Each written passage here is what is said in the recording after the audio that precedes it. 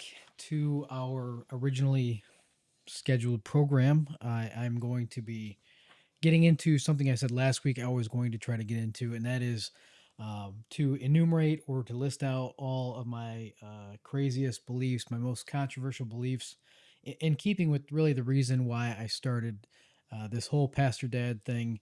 Anyway, to be an example of free speech and openness and communication, civil dialogue, and all these sorts of things. And so I'm going to break this series into a couple of parts. The first part will be all of my most controversial political views, and, and in no particular order. I'm just going to kind of handle them as they seem to make sense. And so there may be some rhyme and reason to it. It may not be the same rhyme and reason that you would use, but I'm the one recording it. So we'll try to have some sense of cohesion and coherence with that. Um, but in light of the reason I started doing this, in light of why I'm sitting behind a microphone right now and telling you what my most controversial opinions are, I'm going to start with one that makes the most sense. I think in light of that motivation, that inspiration for doing this, the whole Charlie Kirk assassination, and a guy losing his life really for no other reason than he believed some things that were not acceptable to his killer, and and I think the other part is that he was effective at it. I think the other part is he was effective. I think if he wasn't as effective, I think he wouldn't have been in the crosshairs literally, and his life taken, because he was very effective at what he did, very influential.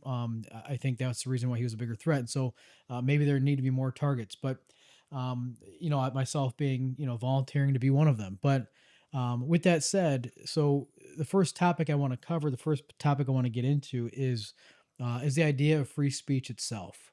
The idea of free speech itself. We'll kind of handle this from a few different angles. The first angle is, should there be any limits at all? Should there be limits? Am I an absolutist when it comes to free speech? And should there be any limits at all when we think about a person's right to express themselves freely under our Constitution? Secondly, and related perhaps, is what about hate speech? Certainly, there should be some limitations on hateful things that people can say. Isn't it completely wrong and incompatible with who we are as a nation that we might entertain hateful speech that would demean somebody else? So should we limit it based upon what is deemed hateful? And then what about platforms? Should people that can grow a big following, simply because they can grow a big following, have the opportunity to use that following to spread, let's call it misinformation, disinformation? I mean, I don't even know what the difference is there. Just one letter it looks like. But um, should people be able to create their own platforms, become successful enough, and then if they have a bit of influence, should they be allowed to share those opinions that some would say are rightly classified as misinformation or disinformation? Or is there some metric by which we could say, no, that view is harmful to people, and so it should not be allowed under the broader banner of free speech? And so that's what we're going to tackle today. We'll get into all those things, and maybe more. We'll see. I have some notes today, but we're gonna play it by ear as well. And so stay tuned, stay with us, and we will cover all those items and perhaps more.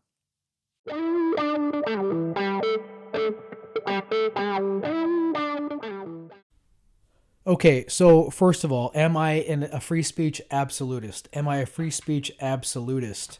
Is there any place that I think it's appropriate, any reason that might be appropriate for us to consider limits, putting limits on free speech?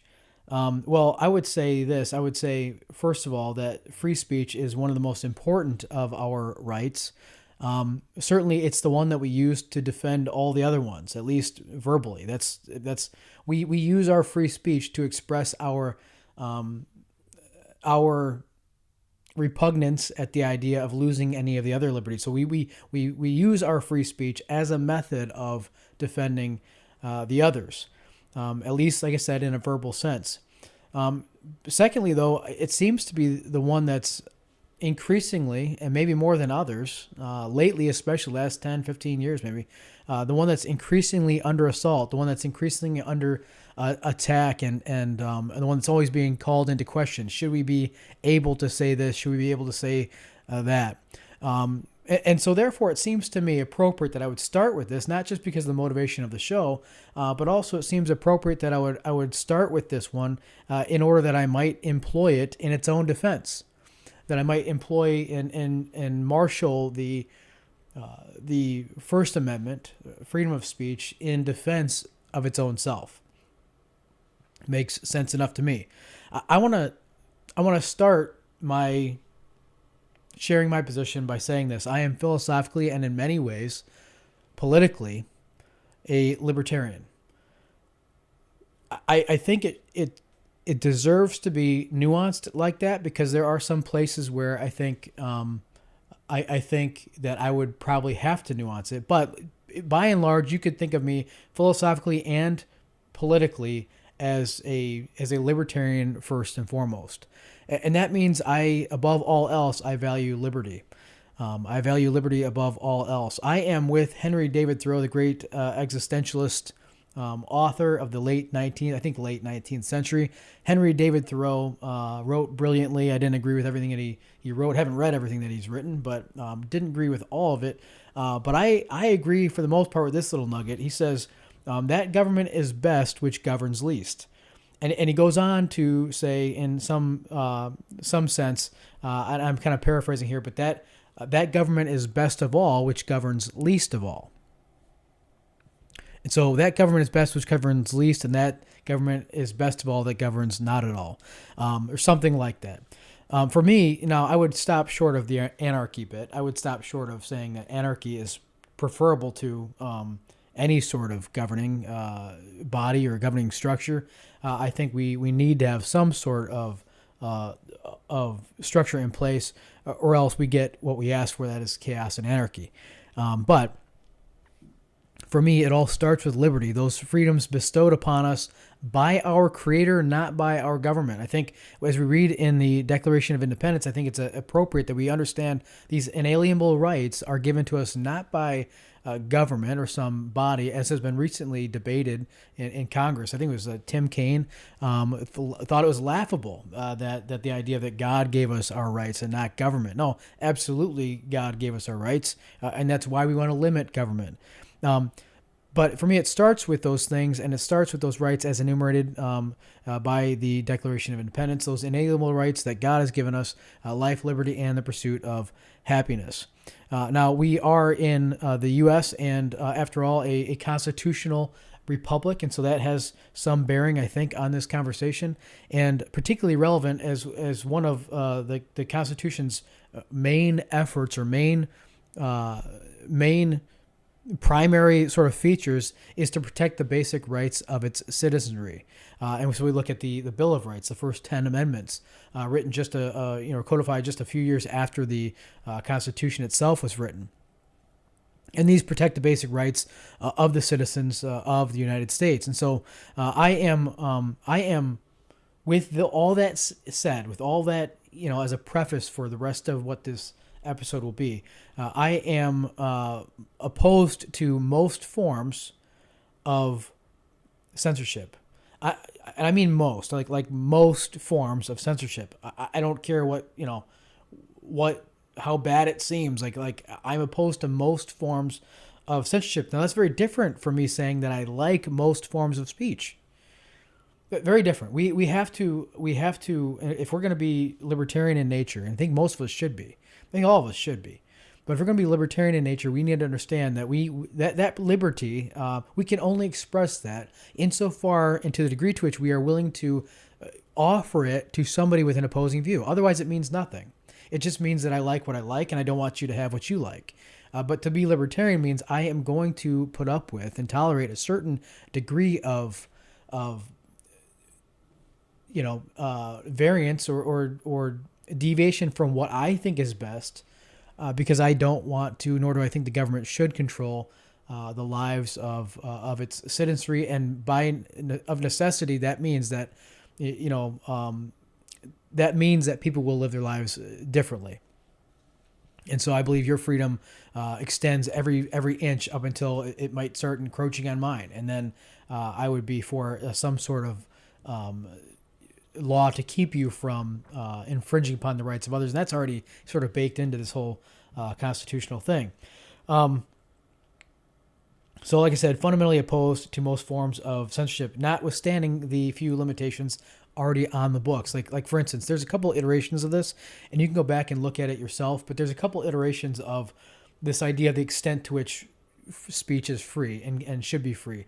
And you can go back to like 1919, I think was the initial one, Clarence Darrow, and so that was one that would limit speech that might cause imminent lawless acts. I think there was in the 1960s. There's another iteration of that. Let me look at my notes here. So anything that might cause an imminent lawless action. So that was a second iteration. I forget the language of the first one. But that second one kind of refined the language and said nothing that can cause imminent lawless action. And so you think of the words that were used in the previous case, the previous iteration in the early 1900s, that said you can't go in a crowded area or a theater or something like that and yell fire because that's going to cause chaos and I wish I could remember what the expression was. Clear and present danger or something like that. So you can look it up though, and you can fact check me if you want. But notwithstanding that there are already some, I think, reasonable limitations to free speech that would speak to that sort of idea of I believe in free speech until it encroaches upon somebody else's life, and then maybe there should be some form of restraint there. And so I am nearly an absolutist when it comes to free speech. Except that which was defined by those two iterations of Supreme Court. I think it's Supreme Court rulings. Now the next thing is, and I'm not a constitutional law expert for sure by a long shot. So if I'm making mistakes in some of the things that I'm recalling, or some of the things that I'm saying, feel free to politely offer me a little bit of correction in the comments, and I will graciously receive it and welcome that correction. The second thing, though, the second category I wanted to tackle is what about hate speech? Well, certainly, Jeff, you should think that should be limited. And actually, this is where I want to say as strongly as I can that there is no place for us to be defining hate speech and then seeking to curtail it. And the reason for that is should be obvious, but maybe it's not. And because it may not be, I will go ahead and I don't want to be insulting. I'm not trying to be insulting with this. I just think, I think if you logically think through this, it should be obvious to you, particularly if you are more libertarian in your political bent like me. It should be obvious why that should be the case. But I want to walk through a couple of things to think about. I want to avoid any appeal to one's sense of virtue, especially and I want to say that in air quotes, virtue, especially as defined by the collective. We as a species, human beings are incredibly adept at taking on terrible ideas as long as we think the group is for it.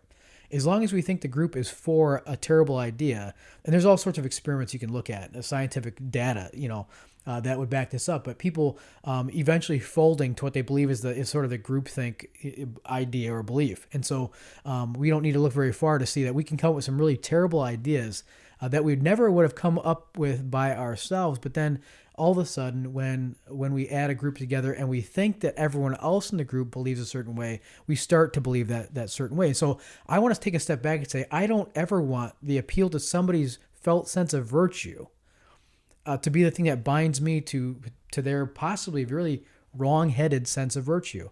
I don't want that to be binding on me, and I don't want my sense of virtue to be binding on you legally either. Although, to some degree, all laws are speaking to some form of morality, and I get that. But virtue for the sake of virtue, I think, has become a sort of empty, vapid, innocuous term that's really lost any sort of real meaning in modern discourse because it's more of a guilt tactic than anything else. That if you had any virtues, you should think this way like me. So I would say on the heels of all that, I would say that this is perhaps the best example of that speech, ugly as it may be, that most needs to be protected. that most needs to be protected. I think it's under attack and has been under attack for a long time, especially from the left. This is just the reality now. I think, and again, this is a future episode probably, but the flip flop that we've seen between the religious right back in like the 80s and 90s and the secular left today, like they've switched roles, and they've like one is taken over for the other. The secular left now argues with it every bit the religious fervor and dogma that the religious right did back in the day, and so it has been lately, although you can go back to the moral majority in the 80s and say back then it was more likely that the Jerry Falwells and people like that would be fighting to censor things more vociferously. But lately it is much more the part of the secular left that wants to censor people and limit free speech. But I want to say this too, because it's not a left or right thing. It's a convenience thing. I argue all the time that we should not argue from a sense of expediency. We should argue from principle. And when we have a principle, we should understand, does that principle deserve to be defended? And if it does, then don't back down on it. And if it doesn't, maybe realize that maybe your argument isn't as principled as you think. So we shouldn't. What I mean by that is you should argue because you believe something is true and principled, not because you believe it's convenient. An argument from expediency would be one that is an argument because it's convenient for me right now, but I'll change as soon as it's not convenient. I'll change. Now, my pursuit is truth, and so whether I tell my kids this all the time, but I want truth whether it's convenient for me or it's not convenient for me. I want truth, and I hope that you do too. So what do we have next? So with that said, it's under attack most prominently lately by the left, but, and this is important because it's, again, not left or right. Most recently I heard, and I don't have any quotes for you. I can maybe pull up a screenshot when I'm editing this, but Attorney General Pam Bondi talked about how there's no place for hate speech. Like, wait. There's no place, and she should be representing only that which is legal. I mean, that's your job. Attorney General, that is what your focus is. That's what you should be focused on. And she said something to the effect that there's just no room for hate speech. But excuse me, there is room for every kind of speech except that which is already limited because it creates a clear and present danger or might initiate some lawless sort of action. And so yelling fire in the theater, so to speak. But a couple of episodes ago, I warned against either side, left or right, desiring and working toward a government that was bigger so that we could bully our opposition into doing what we wanted them to do and living like we wanted them to have to live. And the danger of that is it should be obvious and readily enough pointed out, is that if you create a government big enough to swallow your enemies today, it's a government that's big enough to swallow you tomorrow. And I think we should be very, very skeptical about the benevolence of the government. I don't think the government is benevolent. I mean, look who it's made up of. Name me 5 politicians you trust with your email password. I mean, I couldn't list any for you. And so I think there's something to be said there. Neither side should want a government big enough to swallow their enemies, because then the government, when it's run by your opposition, the opposition, whatever that is for you, it's big enough to swallow you too. And we should be mindful of that. Now, as reprehensible, and I want to make sure that I make this clear, as reprehensible as hateful speech can be, it should not be the job of the government to curb hateful speech. As reprehensible as hateful speech can be, it is not and should not be the job of government to try to curb it. Rather, I believe this is the job of a civil society to impose such social pressure as to make it a thing somebody would not pursue even if they wanted to. Let's say somebody owns and runs a Nazi souvenir shop. I would find that reprehensible to even want to own a shop that represented such hate like that. But I wouldn't want more laws to be on the books about that. I would want society to handle that, as society pretty much has. I mean, it wasn't until we started talking about race incessantly that we see racism come up more prevalently. And we poked it so much that now there actually is real live racism in comments and things like that. I see much more prominently than I did before. You ask Thomas Sowell, you say, is there racism alive and well today? He says yes, but it's kept alive by those that benefit from. I'll have to find the quote for this, but it's on life support, and it's kept alive by those that benefit from the idea of racism. And I'll get that quote for you when I can, but when I'm doing the editing. But we talk about it so much that it becomes that. But I think society's job is to snuff that out in a peaceful way. Okay, I'm not going to patronize your shop. I'm not going to shop at your hateful little boutique. And eventually, what's going to happen is you're going to go the way that you should go, out of business. The same thing is true in a lot of other applications, but I think society should essentially ostracize those individuals who define themselves by their hate and their willingness to divide and cause disunity. And that is what we saw happening. And it all altogether just about had happened until about 2008, when we started stirring this whole pot of racial divide again. And it has worked exactly as I believe it was designed to keep us divided and to keep us a people that were easily controlled. So I think it's reprehensible. Hateful speech is reprehensible, and it shouldn't happen, but it's society's job, a civil society's job, to impose that social pressure that will eliminate it without the use of legislation, make it unprofitable to continue to engage in. When the government gets involved in setting boundaries with legal ramifications, again, it just grows this big government bigger that could then be leveraged by your political opposition to essentially do the same controlling of you as you want it to do to your opposition. And so, again, let's think more than 4 years at a time. Let's think more than 4 or 6 or 8 or even 10 years down the road. So that we can look at what the implications of our positions are today and what they will turn into tomorrow. Now, the next section here is about platforms and censorship. So this was made much of during COVID, and so a lot of people, a lot of people shared opinions about how best to handle. None of us knew what was going on. None of us knew what was going on. As a pastor, I had no clue how long to keep the church open, when to shut it down, when to reopen it. And I, of course, out of love for the people that I care for, I want to be as careful as I could, all the while kind of mindful of the idea that I thought this was government overreach, and I even said as much early on. But it's like, well, I don't want to be the guy who's causing harm. But what we saw even further than that whole confusion, and not even the experts knew what to do. I don't believe all of it was conspiracy, but we didn't know what to do, and so the government, they never waste a crisis. Every crisis is a new opportunity to gain more control, and so that's exactly what happened.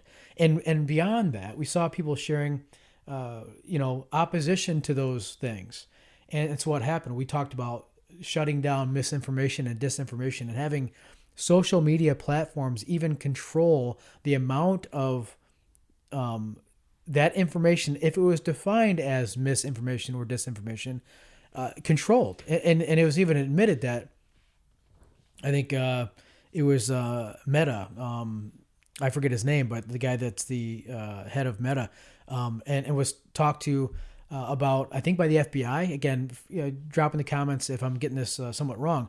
But he was asked to sort of curb the shadow ban people, or make reduce the reach of certain viewpoints. And so things like ivermectin and other sorts of treatments that ended up being, and they always had been, very very effective. Now we're limiting not only the reach of those things pharmaceutically, but also informationally. We didn't want people even talking about it.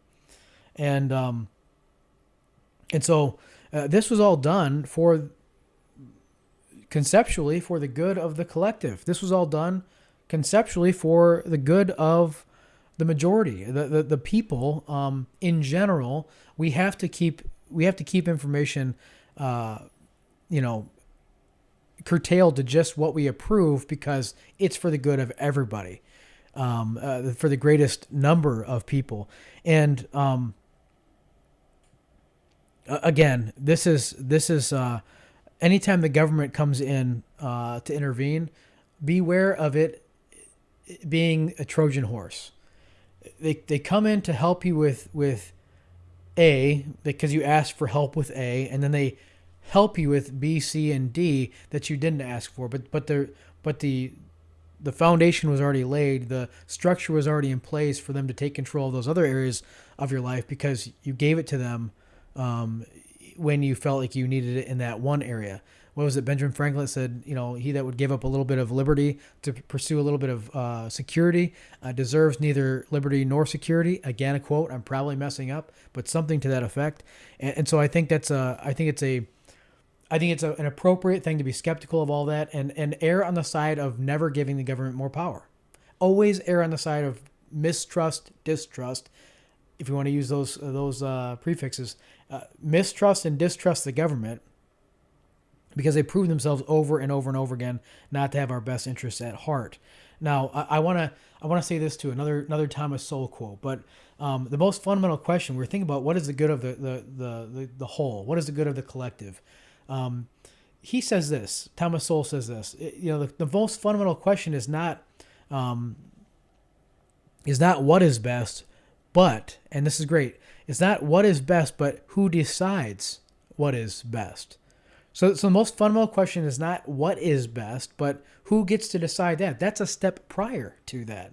And so in the step prior, you define what is best for you, and then I can make all sorts of rules and regulations based upon that. But who gets to decide that? And again, if you've grown government you've inflated government to take control of one aspect of your life, you can't play victim when they take control of other aspects as well. And so you don't have to be a card-carrying conspiracy theorist just to know how the government itself lies all the time. How many examples do you need? And then if you didn't believe in systemically that the government lies, well then, which politician, again, do you trust with your email passwords? I mean, the whole government is made up of bureaucrats, and some of them unelected, that you wouldn't trust to have dinner with. Yet you're going to trust them with infringing upon your lives and your freedoms, as long as they tell you it's for your best interest, it's for your good. Most of them are lifelong. If they've been in politics for their entire careers, they are lifelong campaigners, lifelong propagandists. They promise you things for a living, and then fail to live up to those things for a living. Because if they did, well, they'd run out of promises to make you because they wouldn't be able to keep keeping them. All right, enough of that.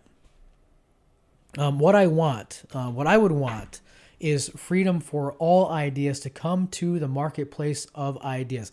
I believe that the best case for truth to win out is to let it be seen against the backdrop of not true. It was C.S. Lewis that said, we know what a straight line is because we know what a crooked line is because we have an idea of what a straight line is, right? And so when we recognize falsehood for what it is, we gravitate towards truth. We as human beings, we are curious and we desire to know things.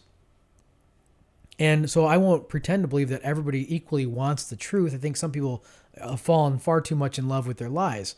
But insofar as we can ascribe to most of humanity at least the basic desire that they want to know what the truth is, the best way to see that is to see it up against the backdrop of all the other things out there competing and vying for our commitment and allegiance to what is true. And so I want all those ideas to come forward. I want free speech to be so free that the craziest ideas can come forward and be obliterated by the most sensible and rational ideas. And then let individuals make that assessment themselves of whether they think an idea is worthy or not. But if we've co-opted the government to make that decision for us, then we don't probably have truth on our side because we need a stronger arm than the flimsy argument that we brought to the table. And so at the end of the day, I want human beings, free human beings, to decide which ideas are the best amongst all those that are presented. And I'll just remind you with this as we close up. I'll close out with this, a reminder of what Henry David Thoreau said: that government is best which governs least, and perhaps that government is best of all which governs not at all. So that's my ideas on free speech. Feel free to drop your reactions, your questions, your comments, even your arguments back to anything that I said. If you can inform me in any way, I'd graciously receive it. I'm always wanting to learn more, and of course I don't know everything, and so I'm quite happy to learn from you. If you want to let me know in the comments. So if you are enjoying these, don't forget to like and subscribe, and even share this with somebody else. And until next time, we'll see you later.